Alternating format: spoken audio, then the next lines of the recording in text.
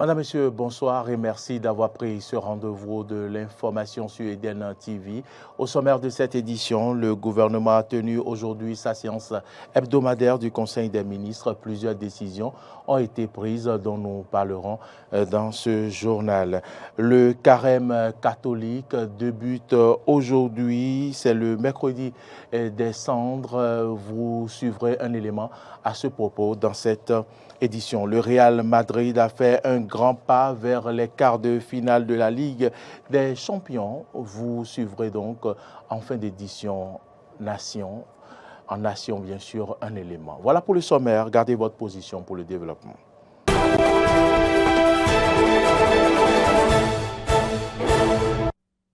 Merci de nous proférer et surtout pour votre attention. Bienvenue dans cette édition que nous démarrons par cette brève. Le gouvernement a tenu aujourd'hui sa séance hebdomadaire du Conseil des ministres. C'est le président Patrice Talon qui a présidé les débats au titre des mesures normatives, approbation des règles de politique de protection des infrastructures d'information critiques en République du Bénin, règles relatives à la création de la police municipale et règles statutaires communes aux agents de police municipale. Au titre des communications, adoption de la politique forestière du Bénin 2023-2032. Il y a eu des nominations à la présidence de la République et au ministère de l'économie et des finances.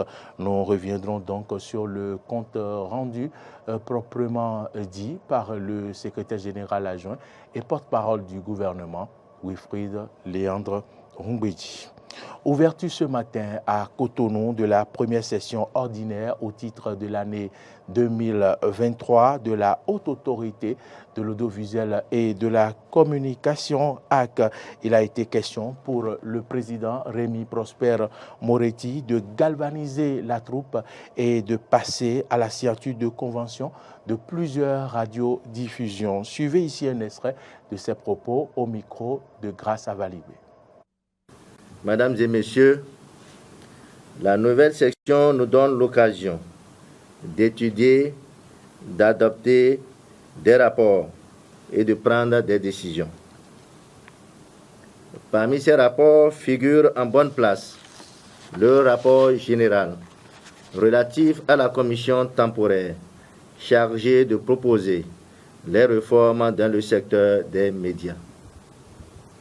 Le chef de l'État étant très attentif aux problèmes qui minent ce secteur, nous allons faire, à partir de ces recommandations, un travail méticuleux pour établir le diagnostic des difficultés que connaissent les professionnels des médias et proposer la thérapie convenable qui va permettre de leur offrir des conditions de vie optimales ainsi que l'épanouissement nécessaire.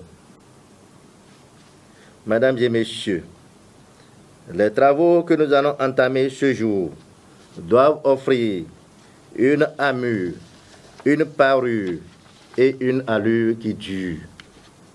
Notre détermination à voir se lever enfin le soleil de la presse béninoise doit être soutenue, maintenue et surtout entretenue. C'est par ces mots que le président de la Haute Autorité de l'Audiovisuel et de la Communication RAC a rouvert la première session ordinaire de l'année 2023 au sein de l'organe de régulation des médias. Conscient des défis qui restent à relever, Rémi Prosper Moretti compte sur la bonne collaboration de ses conseillers, des cadres de l'institution et des hommes de presse pour d'impressionnantes réformes dans les médias au Bénin. Le 12 janvier dernier, lors de la cérémonie de présentation de vœux au chef de l'État, le président Patrice Talon a instruit le président de la RAC à engager dans un bref délai des réformes. La cérémonie a également été consacrée à la signature de conventions de 20 nouvelles radios sonores privées. Chers promoteurs des radiodiffusions sonores, la signature des conventions ce jour est un témoignage éloquent de votre engagement pour l'accès de nos concitoyens à l'information et pour une presse libre. Cette liberté ne se gagnera en sens et en consistance que si elle est imprégnée de responsabilité et de conscience professionnelle aiguë. Pour rappel, c'est plus d'une vingtaine de radios qui sont sélectionnées au départ et seulement 20 ont pu obtenir l'agrément de la Haute Autorité de l'Audiovisuel et de la Communication RAC. Vous venez donc de suivre un compte rendu de Grâce à Valibé sur la première session ordinaire de la HAC au titre de l'année 2023. Parlons maintenant du carême catholique qui débute aujourd'hui. C'est le mercredi des Cendres, une journée marquée par la célébration de plusieurs Eucharisties au cours desquelles les religieux imposent la cendre sur le front des fidèles et qui marque le début d'un moment privilégié pour se rapprocher de Dieu et se préparer à la fête de la Pâque. Suivez ici ce reportage de Carnot François Roumbé-Dérinton. Après le Mardi Gras, suit le mercredi des Cendres qui marque le début de la période du carême chrétien. Au cours d'une messe spéciale, les cendres sont consacrées et apposées sur les fronts des fidèles sous forme de croix. Imposer la cendre veut dire que nous nous reconnaissons comme pécheurs, nous nous reconnaissons comme quelqu'un étant issu de la terre et nous allons nous retourner à la terre. C'est pour montrer cette marque d'humilité que nous faisons cette cérémonie pour inviter tous et chacun à l'humilité, à savoir que nous sommes de pauvres pécheurs et que c'est le Seigneur qui peut nous prendre en pitié. Donc, c'est un temps où nous sommes invités constamment à prier, nous sommes invités constamment à faire le jeûne pour que nous puissions avoir cette soif du Christ. C'est un temps où nous sommes invités à partager aussi, à se montrer charitables envers nos frères et sœurs. Au cours de la période de carême, les fidèles chrétiens catholiques doivent adopter certains comportements. L'abbé Bienvenu Farcinou en parle. Nous invitons tous et chacun à redoubler d'ardeur dans la prière durant ce temps de carême. Nous voulons que le Seigneur se montre miséricordieux envers nous, alors que nous fassions ces efforts de partage, efforts de prière, oui. C'est pour cela qu'il y a plusieurs exercices spirituels qui nous sont demandés durant ce temps. Par exemple, le chemin de croix, vivre le chemin de croix. Ce n'est pas seulement assister, mais vivre, participer aux souffrances du Christ.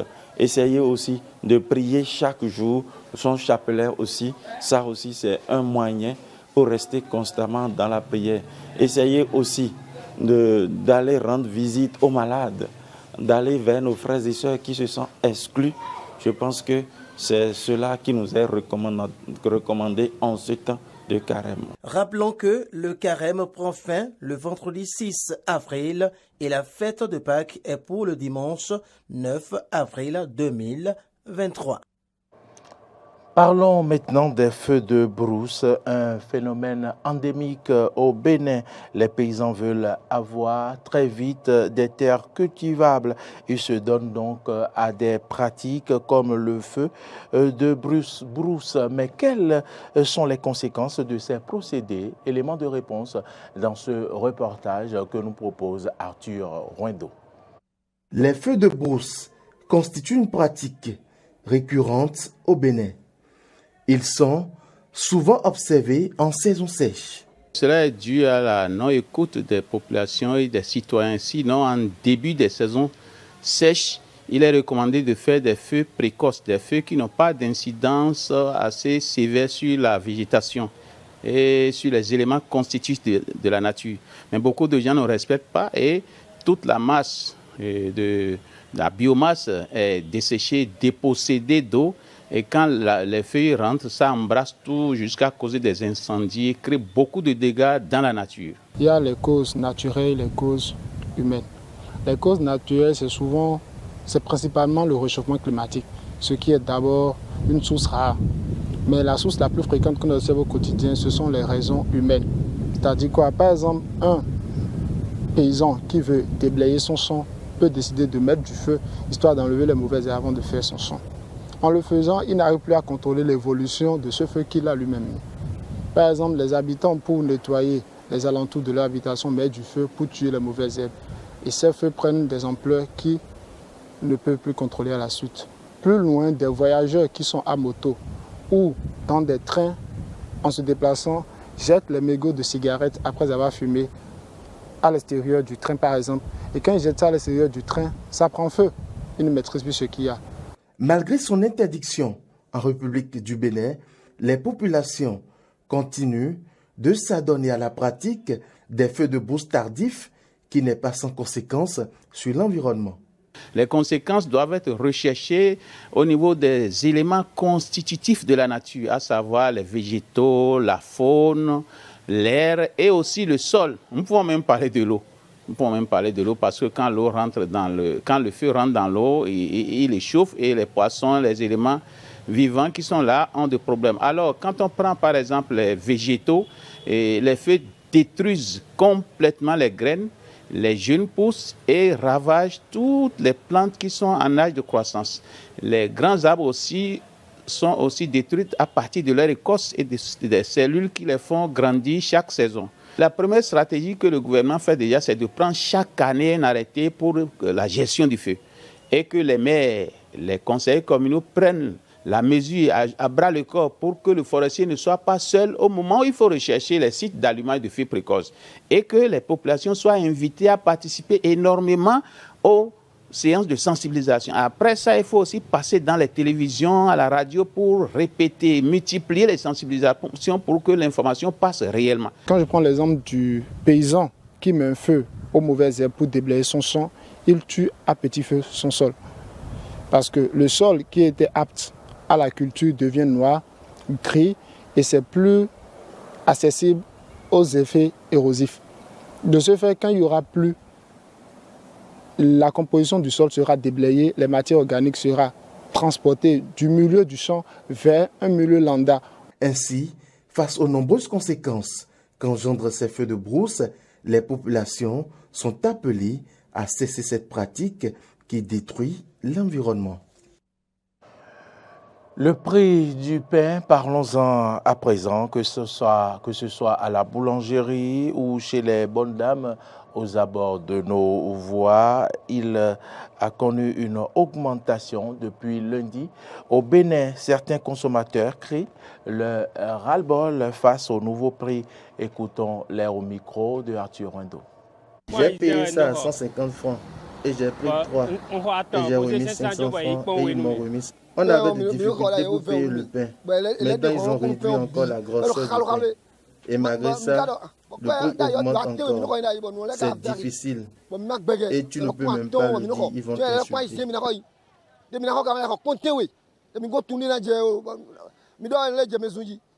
Avant, on payait le pain à la boulangerie à 80 francs et on vendait ça à 100 francs. Et on avait un bénéfice de 20 francs. Quelques années passées, on le prenait à 100 francs et on le vendait à 125 francs. Et on avait un bénéfice de 25 francs. Maintenant, tout a changé. Après leur réunion, ils sont venus nous dire que le pain deviendra 115 francs et nous, on va le vendre à 125 francs. Nous, les femmes, ça ne nous arrange pas.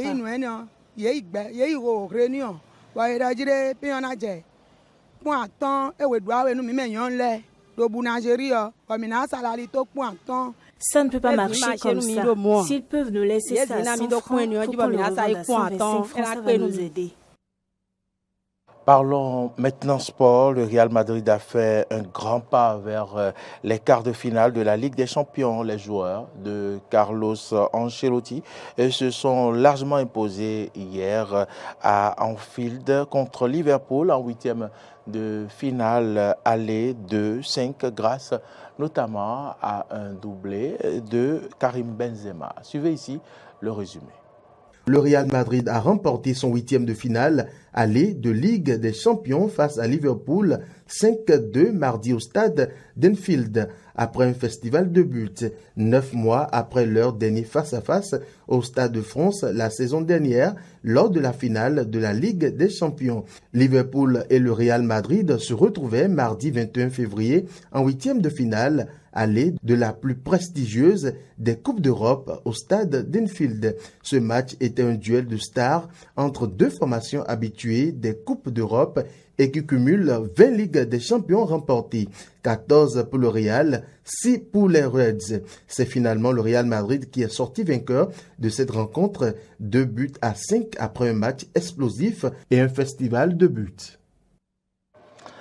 C'est ici que se referme ce journal. Madame, Monsieur, merci à toutes et à tous de l'avoir suivi. L'information, vous le savez, continue sur nos différentes plateformes, YouTube, Twitter, Facebook et sur notre site internet www.benet-point.tv.